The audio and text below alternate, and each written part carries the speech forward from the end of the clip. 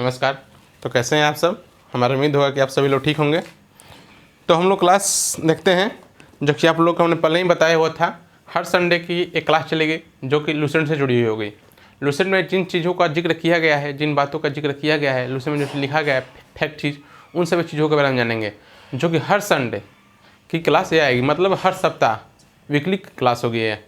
अभी इसका वीडियो जो है हर रोज़ नहीं आ पाएगा, क्योंकि मुख्य कारण है कि बहुत सारे क्लास आपके देख रहे हैं। पॉलिटी भी चल रही है, उधर इकोनॉमिक्स भी चल रही है। हाल फिलहाल में कुछ देखा हमने सोचा है कि कुछ ऐसा भी क्लास स्टार्ट किया जाए कि जैसे ही हम लोग कहते हैं कि एक अच्छा सा प्लेटफॉर्म तैयार हो जाए। तो उसके लिए हम जिक्र करेंगे कुछ ही समय में, ठीक है। तो अभी हम लूसेंट के बारे में देखते हैं दूसरी क्लास में क्या क्या चीज़ें हम लोग आगे लेकर चलते हैं।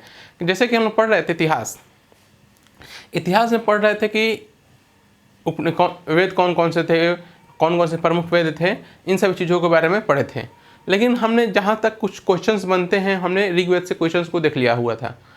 हम लोग क्वेश्चंस को देखते हुए और साथ ही अब हमें देखना था जो चीज़ पुराण हुआ, चाहे अन्य वैदिक साहित्य हुए, इन सभी चीज़ों को देखना था। लेकिन हमने सोचा कि कुछ ऐसे चीज़ देखा जाए, हम सिर्फ इसको हम तेज़ी से स्किप करना चाहते हैं, ठीक है। इसको मतलब कि छोड़ना भी नहीं चाहते हैं कि आप लोग को ऐसा ना लगे सर छोड़ दिए ना। तो हम लोग छोड़ना भी नहीं चाहते हैं और साथ साथ हम कुछ तेज निकालना भी चाहते हैं कि कुछ ऐसे चीज़ होते हैं। हमने आपको पहले ही बताया हुआ था कि एग्ज़ाम पढ़ने से पहले, एग्ज़ाम के बारे में पढ़ने से पहले एग्ज़ाम को पढ़ लिया जाए। अगर हम लोग चीज़ें से वो एग्ज़ाम हमसे कोई अपेक्षा ही नहीं कर रहा है तो हमें PhD करनी नहीं है। अगर PhD करनी हो तो इन सब चीज़ों में टाइम वेस्ट करना है हम लोगों को। तो किसी चीज़ में हमको एग्ज़ाम निकालना है। तो एग्ज़ाम निकालने का हमारा मकसद क्या होना चाहिए, कैसे निकालना चाहिए, क्या स्ट्रेटजी होनी चाहिए, इन सभी चीज़ों पर हम लोग को ध्यान देना है और क्या चीज़ पढ़ना चाहिए और क्या चीज़ छोड़ना चाहिए। तो इसीलिए हमने एक ना छोड़ने की बात कही और ना ही हम लोग बहुत उस पर गौर करने की बात कही। एक हमने कहा एक बार पढ़ लेंगे तो क्या होगा कि कुछ इसे क्वेश्चंस भी आएंगे, एक तुक्के की तरह हम लोग क्या कर सकते हैं, सही करने की चांसेस उम्मीद बनी रहती है। लेकिन ऐसे सवाल पूछे नहीं जा सकते। जैसे पुराण क्या है? भारतीय ऐतिहासिक गाथाओं का क्रमबद्ध विवरण। मतलब कि जितने भी ऐतिहासिक गाथाएं हैं उनका क्या किया गया है, क्रमबद्ध विवरण किया गया, लिखित किया गया है। और साथ ही रचयिता कौन है? रचयिता है लोमहर्ष तथा उनके पुत्र उग्रश्रवा। सॉरी, रचयिता कौन है? अब देखिए यहीं से क्वेश्चन पूछा जा सकता है, पुराणों का रचयिता कौन है, ठीक है। तो जैसे कि हमने जान लिए कि कौन कौन, एक लोमहर्ष थे और उनके पुत्र का नाम उग्रश्रवा थे। उन दोनों ने मिलकर क्या की, पुराणों की रचना की। और इन जो पुराण है संस्कृत श्लोक में रचित है अधिकांशतः पुराण की जो रचना है वो किस में हुई है, संस्कृत में हुई है। और हम भी देखेंगे कि पुराणों की जो पाठ करने वाले लोग हैं, पुराण का पाठ कौन करता है, तो जो पुराणों के जो पाठ करने वाले लोग हैं हम उन्हें पुजारी कहते हैं। क्या कहते हैं? पुजारी कहते हैं। स्त्री और शूद्र, जो कि आप लोग पता होगा कि हमारे समाज को उस समय 4 वर्णों में बांटा गया था ना, ब्राह्मण, क्षत्रिय, वैश्य, शूद्र, ठीक है। तो वैश्य शूद्र जो, चाहे स्त्री और शूद्र जो थे, पाठन करने का अधिकार नहीं था, मतलब पढ़ने का अधिकार नहीं था। सिर्फ इन लोगों के पास क्या था, सुनने का ही अधिकार था। और जो कि संख्या में पुराण 18 है, जो कि महत्वपूर्ण पुराण, जो कि मत्स्य पुराण, विष्णु पुराण, वायु पुराण और ब्राह्मण पुराण और भागवत पुराण है, ठीक है। ये सभी 5 पुराण जो है ये सबसे महत्वपूर्ण पुराण उनमें से गिने जाते हैं। जो कि सबसे पुराना पुराण जो है वो मत्स्य पुराण है।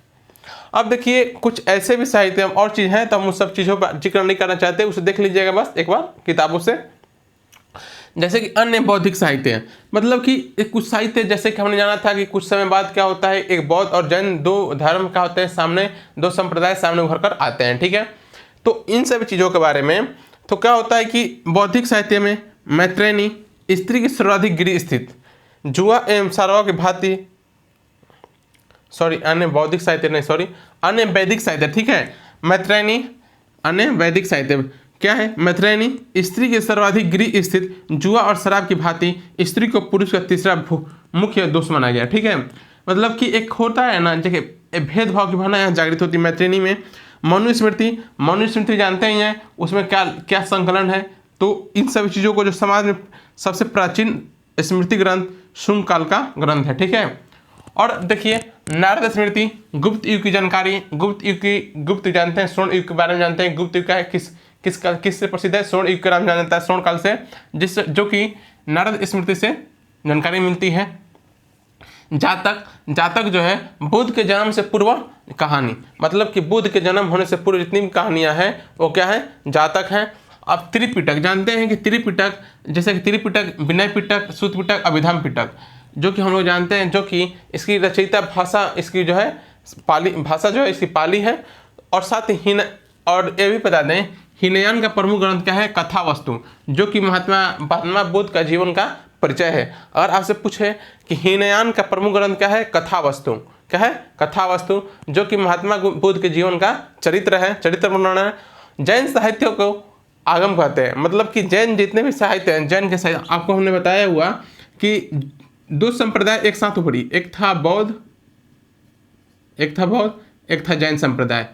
और जैन संप्रदाय और बौद्ध संप्रदाय, और हम लोग चर्चा करें कि बौद्ध संप्रदाय इतने आगे क्यों बढ़े और जैन संप्रदाय इतने पीछे क्यों रह गई। इसके अनुयायी बहुत अधिक हो गए बौद्ध संप्रदाय के, लेकिन जैन संप्रदाय की उतनी अनुयायियों की जनसंख्या में वृद्धि नहीं देखी गई। इसके कारण क्या थे? इसके लिए हम लोग जब क्लास करेंगे एक अच्छे से डिस्कशन के लेवल की, एक विशेष लेवल जो हमारे एग्जाम के उस एग्जाम के लिए तैयारी के लिए पर्पस आवश्यक है, तो उस चीज़ में हम चर्चा करेंगे। क्या चीज़ है, क्या उन सब धारणाएं थी, क्या उन लोगों का मनोवैज्ञानिक पक्ष था, उन लोग क्या अपने विचार थे, क्या उनके साहित्य थे, इन सब चीज़ों के बारे में हम लोग जिक्र करेंगे। ठीक है। जैन साहित्य को आगम कहते थे। जो जैन साहित्य है, जैन साहित्य का कहता था आगम के नाम से जाना जाता था। प्रमुख साहित्य थे भगवती सूत्र, जो कि स्वामी जो महावीर थे, ठीक है, स्वयं महावीर के जीवन का कृत्य था। जो कि एक था कल्प सूत्र, जैन धर्म का प्रारंभिक इतिहास। जब कल्प सूत्र में जैन धर्म जो शुरुआती होती है तो उसके इतिहास का भी विवरण किया गया है। और एक था 12 अंग। ठीक है, तो इन सभी चीज़ों को हमने देखे। अब हम लोग देखते हैं कुछ अन्य साहित्य जो कि विदेशी वृत्तांतों का। देखिए, इसे लिख लीजिए पहले।